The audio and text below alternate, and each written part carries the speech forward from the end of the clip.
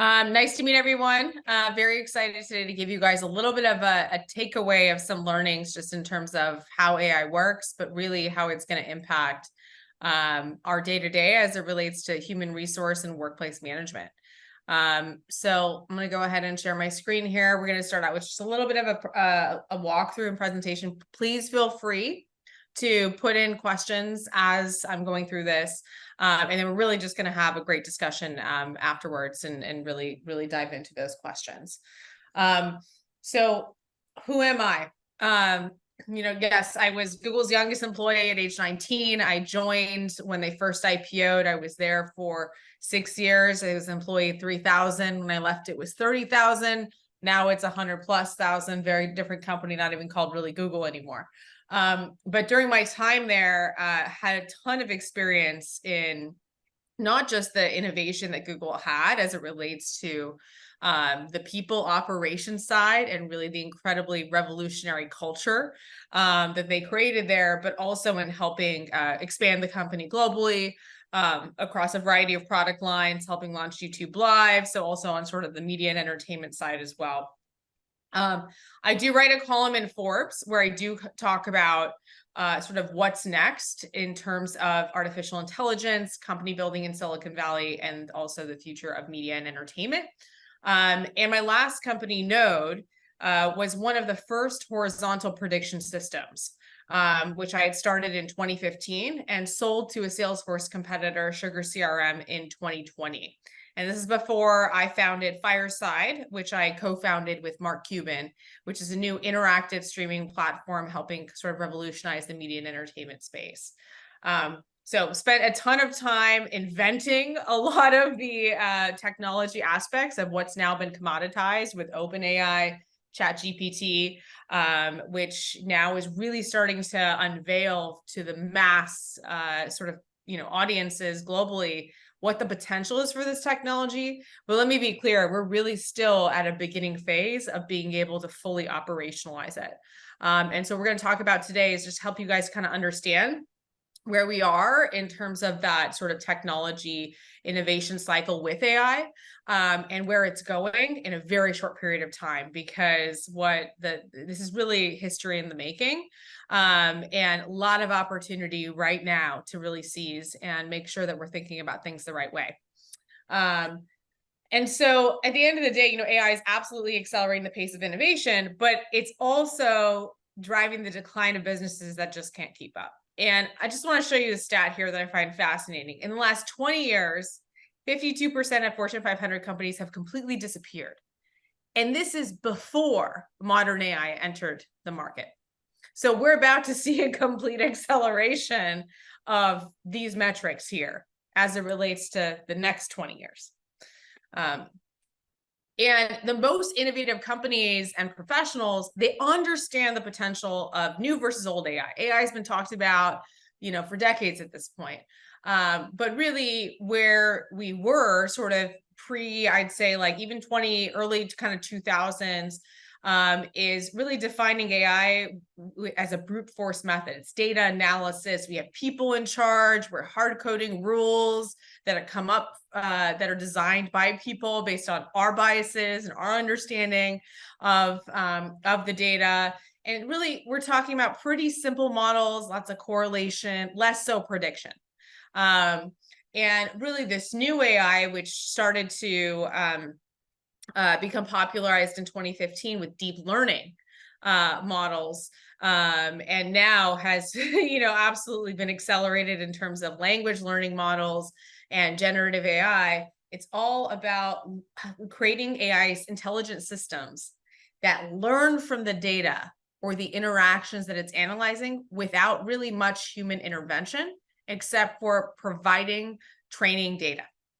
And really these technologies are figuring out the patterns from the data, so less human bias, but you could also argue human bias comes in the form of the training set, and really starting to drive more what I like to call intuitive predictions. So examples of that technology that has gotten incredible include speech recognition, language translation, self-driving cars, and even AI being able to become unbeatable as a, when it's playing a human. And the example is with AlphaGo. And so, what I think is the really interesting problem that's sort of leading to where things are going with the power of AI for all of us individually is today, the opportunities that we discover, whether it's for our businesses, whether it's with talent, whether it's with job opportunities, today it's very serendipitous. It's through brute force, it's through research, it's through events, it's through sheer luck.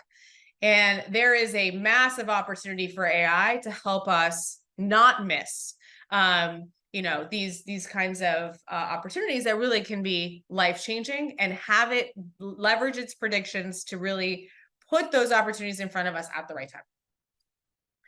And that's really where everything is going, is personalization. And having really AI be the sort of backbone that drives discovery for all of us, predictive discovery in terms of our personal and professional lives. So we're already seeing AI being applied to our existing B2B applications to really analyze the data that's there and start to drive some content awareness, kind of acting as a really powerful sort of co-pilot in terms of our business day-to-day.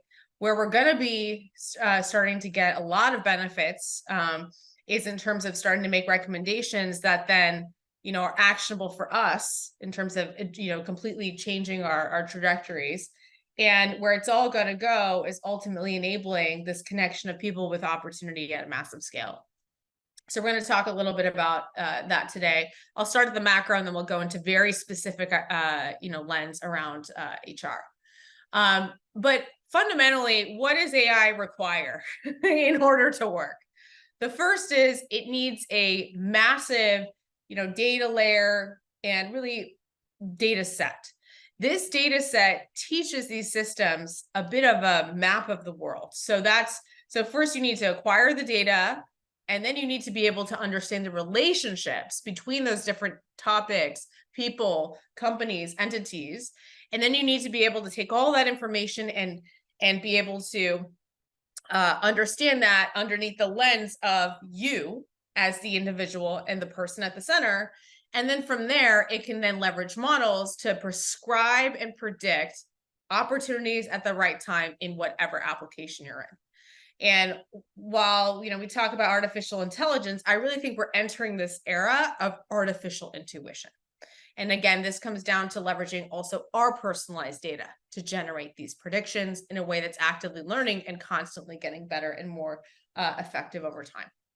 So in terms of where we are today as it relates to these different sort of steps, the first is, if you look at sort of OpenAI and ChatGPT, they really use the internet as their training data to build their understanding of the world. And they might have bought some like proprietary data sets as well. From there, they took all of that information and really made sense of it, building variety of different sort of underlying data models called LLMs. These are language learning models. Now, this is almost like creating a bit of an AI brain that can understand that these topics are related to, these they're related to each other, that these people and companies are related to each other, and then create a really effective way for people to then ask questions of it, which is what you see with, GPT-4, where I can take a picture and ask a question. I can basically, as if I'm talking to a human, and it can respond to me, taking all of that information, taking the prompt as sort of the, quote unquote person at the center, and then say, okay, this is what our response is to you. And it almost feels like it's intuitive. From there, where things are really going is then allowing you to, also to put your information and have that be a part of it. And then start to make predictions about, in a more proactive way versus reactive, about where those opportunities are, and then ultimately connect that entire ecosystem of entities through continuing to learn and evolve over time. Now, this isn't a new concept. The godfather of AI talked about this in 2016, Jeffrey Hinton, where he was talking about how, instead of giving Google some words and I'll find you some documents that have those words, you give Google some themes and it'll find you some, web pages really that are conveying those themes, even if they're using different words. And this is really kind of where we are at today. We've already surpassed this concept and are now moving into almost an accelerated version of taking that and really automatically comprehending these related concepts. So, you plug in, let's say, fly fishing, these systems can already understand that that is a related concept to paddle sports, to freshwater fishing, to the outdoors, or sommelier, that's related to a sous chef, a master sommelier, maybe even a specific entity like Gary Danko. So already AI automatically understands these concepts. Now, this is just an example of how it analyzes web pages and then let's take a raccoon, for example. So these systems can actually understand, if you take an entity like a raccoon based on all the data it's analyzing, that a raccoon kind of looks like a dog, but its fur is black and white, and it has these activities where it climbs trees. So what it does is it takes this entity and it places it in this AI brain, this like nth dimensional graph, where now next to the raccoon might be a dog, might be, climbing animals that climb trees, animals that have white and black fur. And it'll calculate kind of the distance and meaning between all those different entities and topics. So this is really what we're talking about when we say kind of building this sort of data layer, but really understanding the relationships between those entities. Next is taking an individual. And our data today is spread across many different platforms, both public and private. And really being able to create kind of one single understanding of who people are, what they care about, and kind of mapping that together into one place. And that's really data that we should have ownership over. In some cases, we don't, especially on social platforms. And then the power of that is you can then start to understand the attributes of an individual. So based on all my public information, you understand I'm a female CEO, of who my college alumni is, how I'm connected to other people based on that relationship, my ethnicity, that I worked at Google. And you can start to make both implicit and explicit sort of connections. If I worked at Google and I worked in these different roles, then I have expertise across certain domains, or advertising, or certain companies I likely have more proximity to. And you start to put that and you add that to the AI brain in the graph. From there, it can then start to generate predictions and find new potential connections and relationships that could be made based on any kind of context. So maybe there's a fundraising opportunity, maybe there's an M&A opportunity, a partnership opportunity, a job opportunity. And that's really what we mean when you take all this data, you put it together, you understand the relationships, you then take the individual, and now you're able to start to predict new connections and relationships that could be made with a level of probability or prediction confidence that it's likely to yield a good result. And so that's really the power of this technology, and where it's all going is really putting that right information in front of you at the right time, in the right context, in whatever application you're in. And already today, we're seeing that AI is able to take a data set and generate insights from it right away, which then helps us with our day-to-day decision making. But again, where things are going, and I'm going to show you some examples in HR context, is right within your applications, you're going to be getting those recommendations at the right time. And this really comes down to creating really a model, one model that really is for every single person. And that's where everything is going. Because today these models are more generalized and can also be leveraging some of the data across your businesses, but eventually it's going to be personalized to every single one of us, and maybe pre-draft our emails for us in our inbox, which are already use cases that you can actually leverage the technology for. So just to summarize, if there's one thing you take away from what I just said, it's like basically what's required are these kind of 4 steps to generate these kinds of powerful predictions. You need to have domain-specific context. So you need to actually understand what's the training set, what's the problem I'm trying to solve. I want to find more employees like my best employees. I want to find more partners like my best partners. I want to understand who's likely to churn or which employees are likely to leave. And basically you're creating, you know, essentially a training set that represents the prediction that you want made. From there, you want to enrich that data with sort of a broader understanding of everything around that entity and the relationships and relatedness. And then leverage a model, build a model from that data that now has a much more holistic understanding. And these models are leveraging modern AI technology. So it'll take that information and automatically generate a model with a level of confidence that now can be applied to any data set you have, maybe tell you which of your candidates are going to be your next best employee, or can actually generate net new candidates. Here may be people that you should go after that are more likely to become your next great employee. And that's where you get to then the business level recommendation. So we're really entering this era where you don't need to understand how everything works, but this is really kind of the really how it does work. And then ultimately you're just saying, here's what I'm trying to solve for, and you get recommendations at the end of it. And that becomes the interface. All right. So now what does this mean for HR and workplace management? How can these predictions help you in your day-to-day really kind of predict the future? And what are the opportunities? So many different areas in which AI and ML can be applied. Obviously, I talked a little bit about job recommendations. I think one thing that's also really important to think about is it's less so becoming a job role economy and more so becoming a skills-based economy. And that very subtle but important shift in thinking really kind of take us away from sort of traditional paradigms of, well, this is the role, this is how it's defined. And where now with AI and with all these technologies and where kind of businesses are starting to evolve, it becomes more about what are the skills I need to be successful in achieving these goals. And that's a very different way than like, here's the job spec of actually not just generating the job spec, but also identifying the right people for those roles to deliver on those outcomes. So that's one aspect that we'll touch on today.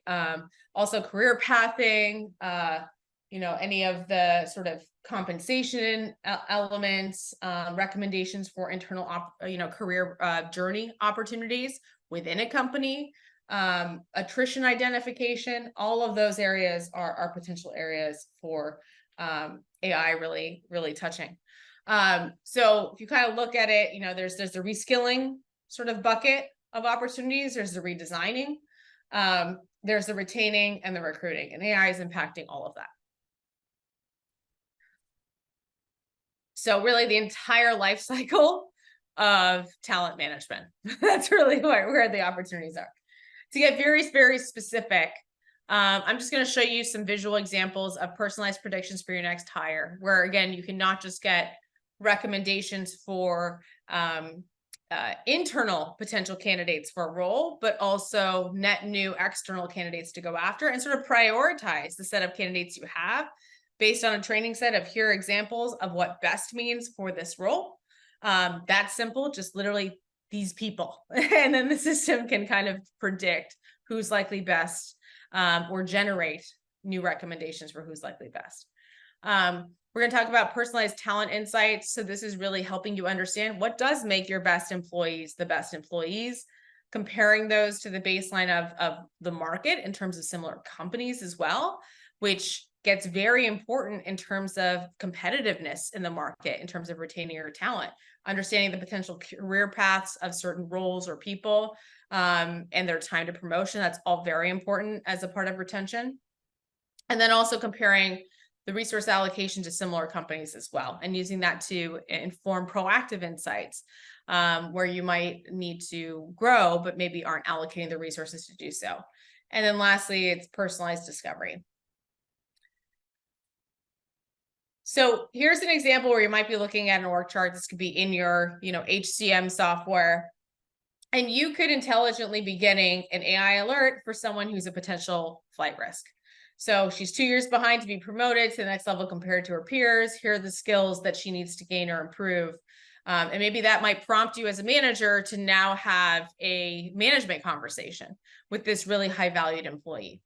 Additionally, you might automatically get a recommendation for a potential resource that you're missing compared to the baselines on the market. So your team's missing an associate product manager. You can have the system actually generate a job post for you right away, start to generate a set of candidate recommendations as well.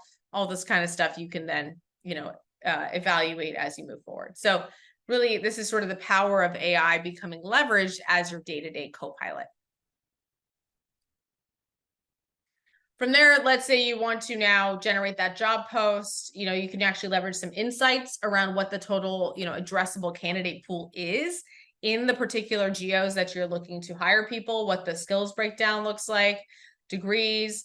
You could have it automatically draft what a job posting looks like, and then start to now recommend both candidates, internal and external as well. And that's kind of what that could look like with even a prediction level too. So who's likely to be a good fit, why, and be able to use that to then inform your next sort of step in the process. In terms of just improving your overall hiring process, which is a lot of the reason why many people are, losing out on candidates these days, you can kind of get an understanding of the insights of how well that's working, and then understanding what the qualification, how good the sourcing is based on some of the qualification criteria that you're screening out for as well.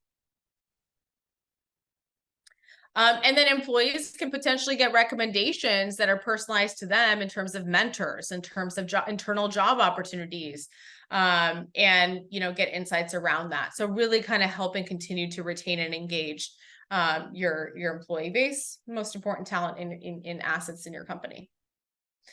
And then in real time, you can also get recommendations. Okay, David's a rock star. I want to find more people like him. I want to hire more rock stars like him for this particular role. And you can actually leverage, one click, get recommendations right away. Now, the holy grail as it relates to identifying talent is being able to predict and identify who's likely to be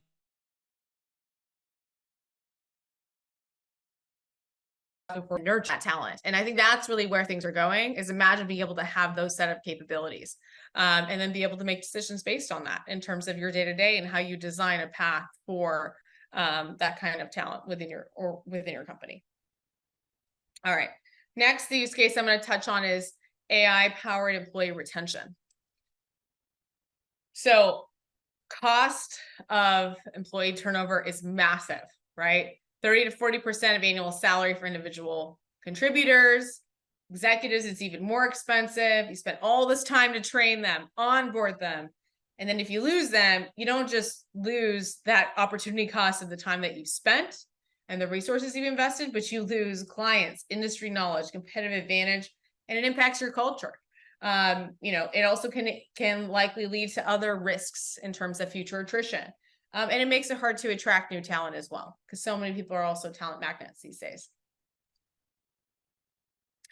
And so where things are going, and some companies, IBM, for example, already has a system like this, is you can leverage AI to proactively identify and rank who's at most risk of attrition, and then be able to develop and execute retention strategies.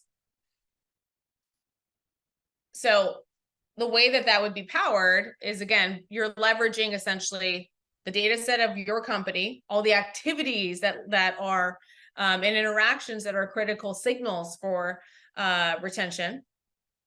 You then are leveraging that to build predictive models. And then you're ultimately applying those models to your entire employee base, and then being able to yield a set of predictions. So this is something that you're not going to want to build yourselves without a third party. You have to have the DNA. It's a very hard kind of set of systems to build, highly complex process. But with a third party, send the data, get a set of insights around who's likely to quit, and be able to start to take action around it. Examples of data sets that could be included: tenure, compensation level, time since last promotion, percentage of last raise, distance from, commute time, sick time used, job performance, productivity, especially in a remote world. Like, how often are they logging in? What are they doing? All of these things are signals that can be fed into these systems. And by enriching your data with information that's also outside of, what you fully have in terms of your own proprietary data, you can increase accuracy significantly, upwards of 80%. So it's really important to also think about what are other data sources that can enrich your data to drive better results. And with IBM, they say that AI can predict with a 95% accuracy which employees will leave a job, and they've saved nearly 300 million in retention costs just based on that, which is pretty incredible. So to summarize, you're going to want to be leveraging, if you're not already, platforms like WorkProud that help you capture this information as early as possible. Because at the end of the day, losing your talent is your most important IP. It's a huge cost. And by starting to at least aggregate all the signals of information, really understand sort of employee NPS, helping recognize them, seeing their, reactions to that, all of that is very important data that you can then also feed into these systems to then be able to get these insights that are going to be so critical to your business from a day-to-day basis. All right, so how do you prepare? This technology is here. It's not just coming, it's here. Obviously very time consuming, cost prohibitive to adopt AI. It's, a lot of companies have failed at this. Don't recommend this path. What I do recommend is really starting to evaluate third-party solutions that, and thoughtfully evaluate them in a way that can ultimately help your biggest sort of challenges that you're having in your organization. Because at the end of the day, what does this technology do? It helps you see into the future. And if you know what you're going to know in the future now, you're gonna make much better decisions. So I think the first piece is, really, again, the mindset of shifting from a jobs-based to skills-based world. What does that mean for your organization? And really kind of digging deeper into that. I think there's a lot of implications there. In terms of retaining people, in terms of how roles have become so much more fluid, in terms of the technology impacting roles and evolving them and what's needed for those companies and how those drive actual, KPIs. The second piece, kind of a little bit of a warning sign, you need to protect your proprietary data. Any solution that you evaluate, read the T's and C's. Make sure that they don't take your data and now apply it to improving their models and their technology. There's a lot of solutions that do that. Be very careful about that. And unless I have assurances that ChatGPT isn't going to do that, I'm not going to use it until that happens. So very, very important that you protect your data. At the end of the day, AI itself, the tool sets are commoditized. The data is ultimately the competitive advantage. Third, you're going to want to thoughtfully evaluate vendor solutions and not try to build it in-house. And I have this little funny screenshot I saw the other day where, VC funded businesses in the past are all like inventing new categories. Now, every AI company is basically a wrapper, a UI wrapper on top of GPT-4. So be careful and really make sure that you're thoughtfully, running an evaluation process that takes into consideration a deeper understanding of the underlying technology they're using, the longevity of that company, and whether it's going to be super low lift for you to really focus and solve the highest return on investment use cases first. Don't try to solve everything, just focus on the highest value ones. And then the last piece is have a bit of an AI ethics policy. You really want to look at the lens of these tools as they're not trying to take away jobs. They're actually powerful co-pilots that allow us to remove redundancy across roles, really streamline those roles and make it so that people are focused on higher value things that only they can do well, and ultimately is what you hired them for. So those are my sort of high level recommendations. And with that, hopefully you got some takeaways and we can move to questions. All right, Falon, thank you very much for that fantastic introduction, and appreciate the detail that you put together, for the audience. So for folks on the call, feel free to enter a question in the Q&A and I'll moderate and direct those. For many of the attendees that already submitted some initial questions, so I'm going to ask and pose some of them on behalf of the audience. So first question would be, Tara from Security Health, what are some of the more popular business software using AI and examples of their impact? So obviously we heard the IBM one, but what are some other sort of use cases that people can relate to in the different industries that they're represented, on this call? I mean, pretty much every single B2B solution now has to have, like, AI is no longer a feature. It's now become a somewhat of a kind of core requirement or expectation. But you need data in order to have the AI really drive value for you, which is why, again, adopting these kinds of technologies as early as possible to help you gather that data in a very clean way, like WorkProud, like other platforms, are going to be really, really important part of your strategy. I know that just from in terms of researching the overall HCM space and partnerships with my last company, Workday's done a great job of really incorporating ML and AI across their entire suite of products. I obviously sold my last company to a system of record company. They have CRM, they have a marketing system. So like all these systems of record now are creating these sort of embedded systems, AI systems within them. Salesforce has Einstein, which they've been talking about forever. Now they're really leveraging, this kind of GPT sort of technology as a part of it. So I think you're going to continue to see those tools improve, but they can be pretty expensive. Again, it really just comes down to the data that you're having these tools capture, which is why starting with the right tools really matters more than leveraging AI right away. How would people go about, for instance, identifying the types of tools that they should be looking at? What would be a first step along that path, and what tools, if you want to be specific? Yeah, I mean, it obviously depends on what's the use case that you're trying to solve for. I, as a business, so as a serial entrepreneur and a business owner, I think one of the most important problems to solve for on day one is really understanding, what's the kind of pulse of your organization? What's the culture that you're creating? Is that retaining your talent? Because especially when you're building a company, it's not easy. And someone had a question about it's like 24/7.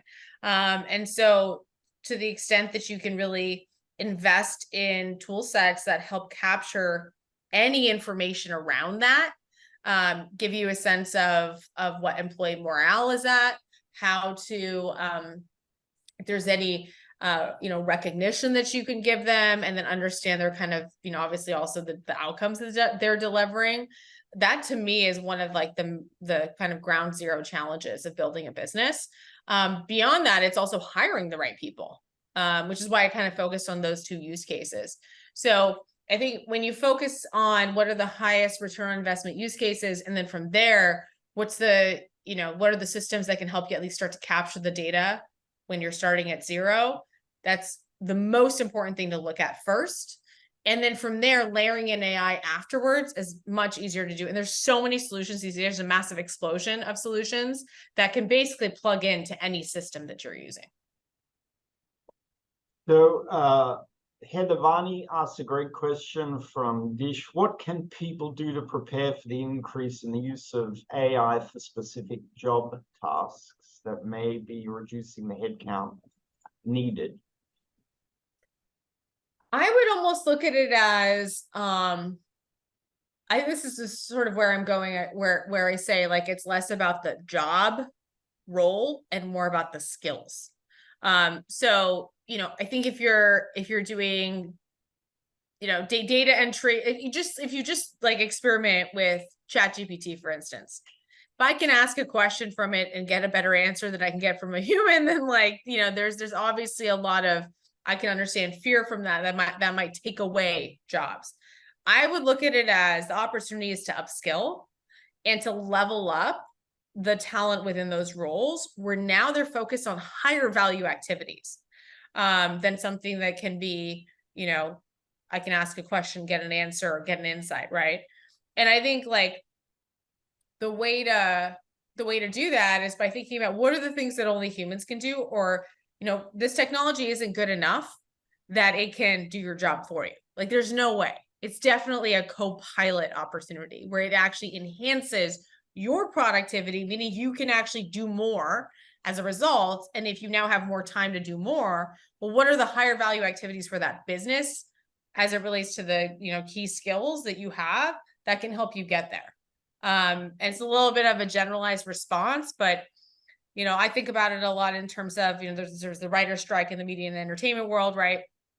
You know, everyone's worried about AI is going to take my job. They're going to write the scripts for me for the movie. There's no way it's going to do that. No way. Ultimately, we are the people who come up with these creative ideas. Can the tech help write a first draft for us? Absolutely. But it's not going to be generating a incredible, you know, piece of content for us that's going to be at the level of excellence. And I think, again, that comes down to it improves productivity, which then allows you to kind of have more time to focus on more of the strategic, what's most valuable strategically about your role. Mm. So there are a lot of sort of changing sort of paths for a moment. There's a lot of fear of this, sufficient fear that a lot of executives have put their hands up and gone so far as to sign, you know, some papers to sort of put some pressure on the government to sort of legislate and begin to gain some controls. What are the sort of basis of the fear? And from your perspective, is it a grounded fear, or is there some other motivations that are causing at least a relatively stronger response than we may have seen with other technological innovations of the past? I think there's a lot of, I think we fear what we don't understand, which is why I really wanted to spend today just helping everyone have at least a high level 101 understanding around how the technology works. It might seem like it's magical, but it's pretty commoditized at this point, and there's a lot of new use cases where you can apply it. But again, it comes down to the competitive advantages is in terms of your own data. Like, you own that data, nobody else owns that data. So as it relates to regulation around this technology, I see it really where it's needed regulation is around the rights to your data and what does ownership of that data mean. So there's been some lawsuits. I'll just use the example of OpenAI again, with ChatGPT and how they've been leveraging, for example, like New York, like any of the news sites that are publicly crawlable, right, on the internet. Who owns that? Google uses it for search.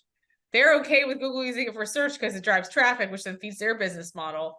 But if OpenAI is using it to train ChatGPT, which they're then, you know, giving to 100 million users and making money off of, that's a problem, right? I think another comedian too, Whitney Cummings or someone else, also sued them as well, saying, hey, you took my material because it was publicly available online and you trained your systems with it. Now that's accessible to everyone else. That's my IP. And so I think that's where there needs to be a lot more clarity. You think about also these generative AI systems where you can say, you know, paint me a picture or design a, you know, create this advertisement with these elements in it. You know, and then you look at AI replica rights. Well, it's using, you know, someone's likeness to edit a piece of content. Like, literally you can have like 10 Tom Cruises, you know, like, where are the rights around that? It's Tom Cruise's face. It's his voice, right? Doesn't he own that? So I think that's where there's a lot of regulation needed. And frankly, protections are needed in order for us to get to that next phase of personalization I'm talking about, to really protect us. And I think that's where, until we have that, we need to be very mindful of our own, protecting ourselves. Mm. All right, Paul Staley from ODOT asked a good question about the impact on training. Significant investments made on training, who to train and what to train them. What's your thoughts about the role of AI in that construct? I think training is it's a really, really good question. I actually wonder if you need that much. First of all, when we get trained, we've all been trained. Goes into one ear, goes out the other, right? Like, it's almost like you lose 90% of the training after you've done it, right? And I think the powerful aspect of, again, I'll use ChatGPT as an example of these kinds of tools, is it can go ahead and like analyze your entire knowledge base as a company. Like, Google just released Bard, which is like their version of a ChatGPT, where it can take all of your Google Workspace data, your Google Drive, all your presentations, all your written documents, and it can understand it.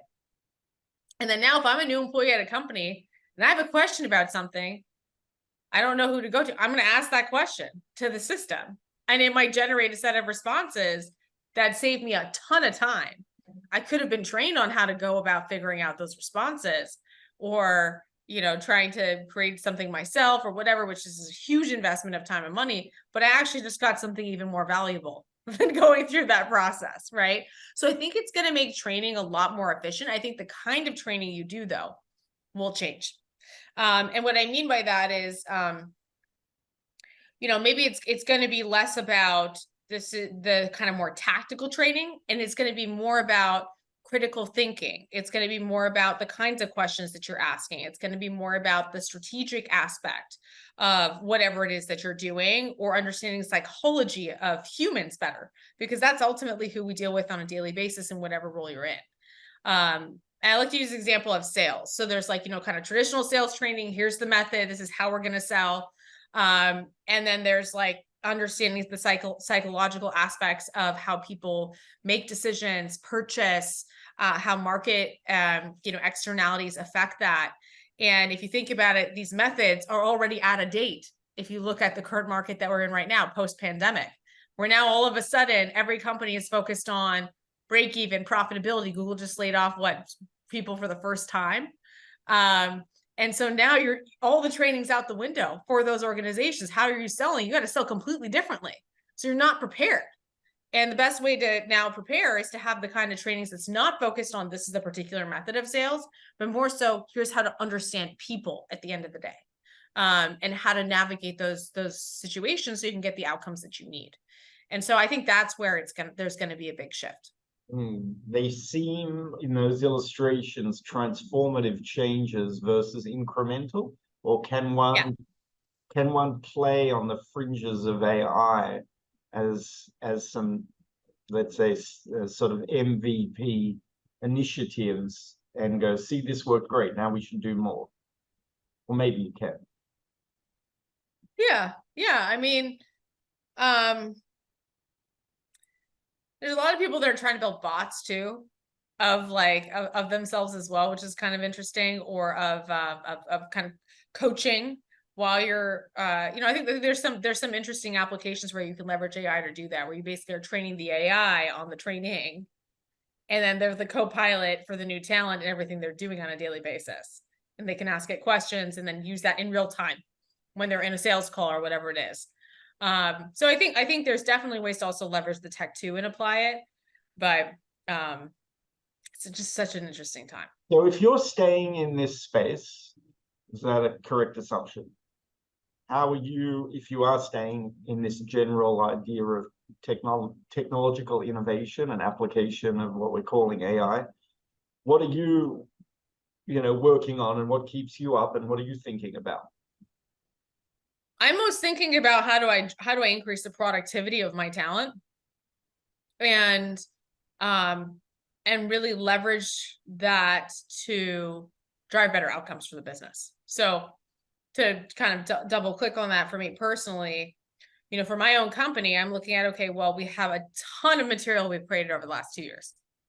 And, you know, how do I also leverage this kind of technology to help with scaling my team without needing to hire a ton more people? And so whether it's having my engineers leverage, you know, GitHub Copilot, so now they're coding more efficiently, and I'm wasting less cycles on QA, you know, quality assurance, or, you know, instead of us drafting a press release and having to do all the thinking that goes into it, feeding examples of press releases we've created in the past and having it generate a first draft of it for us. Or for myself on a daily basis, because I get tons of emails every day, train the system on the way that I respond to emails and all the data around those emails, and automatically draft emails for me. So half of my work is done. That's not really high value. I can review and send what's necessary. And then I'm focusing on the most strategic aspects of the business. So you weren't really responding to my emails. It was me responding, but like in the future, it might be pre-drafted, right? And Google's already starting to do that. When I don't know, I'm sure you guys who use Google Workspaces, you start typing something, it starts to suggest what you're about to predict, what you're about to say. That's only going to continue to get better. And if Yeah. you feed it your training sets, as long as it doesn't take and use it for other customers, like that could be very powerful technology just to drive your own efficiency and productivity throughout the day. You know, on your slide about the transformative nature, I think it was the Google gentleman that was looking for sort of matches in documents as a way of intimating, you know, the presence of AI and its role. And that seemed like a long time ago. I think that was the inference. Yeah, that was 7 years ago. Yeah.